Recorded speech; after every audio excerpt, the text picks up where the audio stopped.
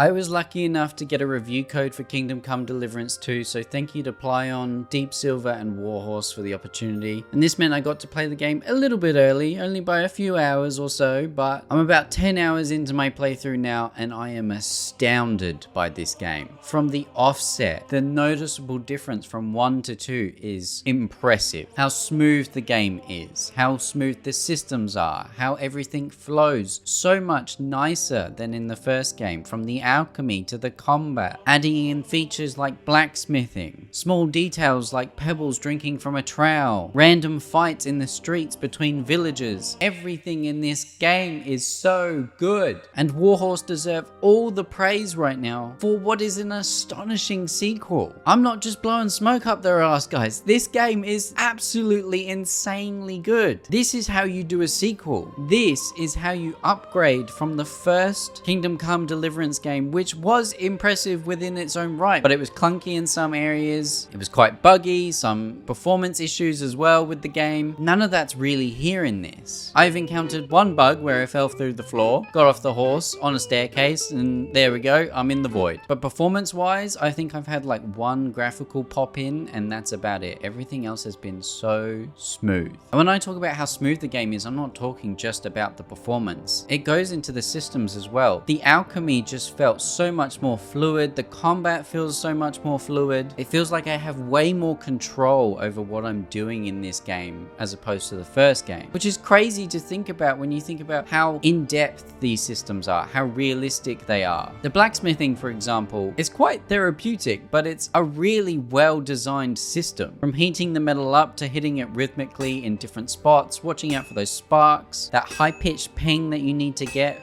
which you know is a really good hit. And honestly, I wasn't expecting, after all the previews, after all the praise the game has received before it came out, how drastically improved it would be from the first game. I was not expecting it, not to this level. And if you've had the chance to play the game now that it's out, you'll know exactly what I mean if you played the first game. This feels like what Warhorse wanted to do right from the offset. This feels like the Kingdom Come game that Warhorse always wanted to make. The open world is astonishingly beautiful, in-depth, there's tons of things to do. I keep coming across side quests, and I'm only in the first area of the game, 10 hours in, and there's so much content to get through. When people say that they've put 150, 170 hours in their reviews of the game, they're definitely not exaggerating. This game is so full of content, it's crazy. And guess what? It's still kinda cheaper than most AAA titles out there. The only game that I can think of in recent memory that has impressed me this much is Baldur's Gate 3. And that is the highest praise I can give Kingdom Come Deliverance 2. The highest. Because Baldur's Gate 3 went into being one of my favorite games of all time. And this is up there as well. 10 hours in, and I'm already thinking, God, what if it wins Game of the Year? Because it's got such a good chance. This is how you make an open world RPG. This is how you stick to your guns and go, this is the game we're making. It's not going to be for everybody, but we want to make this game the way we want to make it, and we hope you enjoy. And boy, are people enjoying it. The reviews are astoundingly positive, but like I said, it's not going to be for everybody, and that's fine. If you're not into Kingdom Come, absolutely fine. But if you're into this kind of game, where it's a realistic medieval open world RPG, tons of side content, the main story is really, really engaging, very cinematic. The systems are really in depth with the combat, the alchemy, the blacksmithing. Everything is so fleshed out that if you're even remotely interested in this kind of game, or perhaps just want to give it a go, I couldn't recommend it enough. It is absolutely one of the best open world RPGs I have ever played. And I've played a ton. RPGs are my favorite genre of video game. Dragon Age Origins is one of my favorite games of all time. Baldur's Gate 3 is one of my favorite games of all time. And now this is. And if you didn't play the first game, don't worry. It does a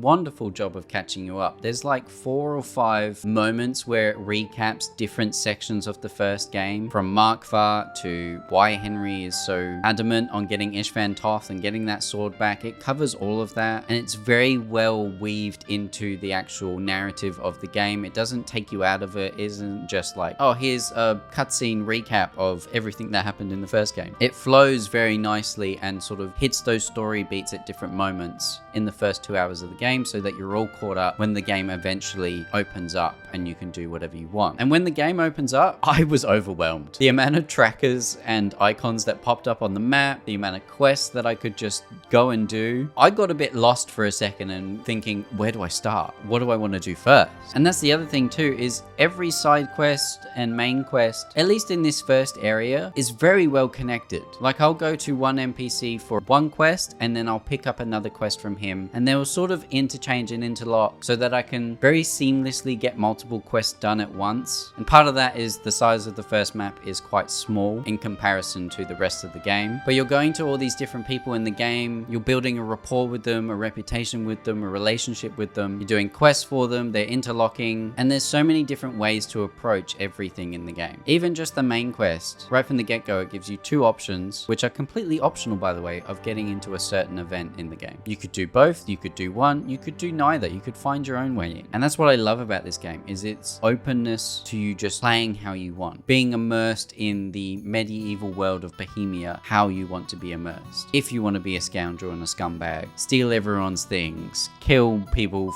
just randomly for the fun of it, you can do all that, but you also have the option to be an honorable knight. You also have the option to be a charismatic, noble-esque type Henry. It all fits together and you can sort of combine all of them into one. You can just do so much, and it's very freeing for a game to allow you to do that, because so many games sort of railroad you into, no, you've got to do it this way, this is how we want the story to go, these are the story beats we want you to hit, so you have to do these sequence of events in this order, in this certain way. Whereas Kingdom Come Deliverance 2 is, funny enough, letting you roleplay. It's letting you make your own decisions and play Henry how you want Henry to be played. And because of the graphical improvement, and I mean major graphical improvement, this game looks stunning. The amount of times I stop and take a photo in the photo mode is crazy. And the performance improvements, how the cutscenes play out, how smooth everything runs, it just feels like a complete experience. If what you wanted from Kingdom Come Deliverance 2 is more of the same from the first game, but drastically improved, you won't be disappointed. There is no disappointment to be found in this game. Everything is so well thought out, so well designed, and runs so smoothly that it's actually so refreshing to play a game that is quite clearly a passion project, and it feels like that. Some games you just play and they feel like, yeah, we just wanted to pump this one out, make some money, move on to the next IP. This feels like a team of devs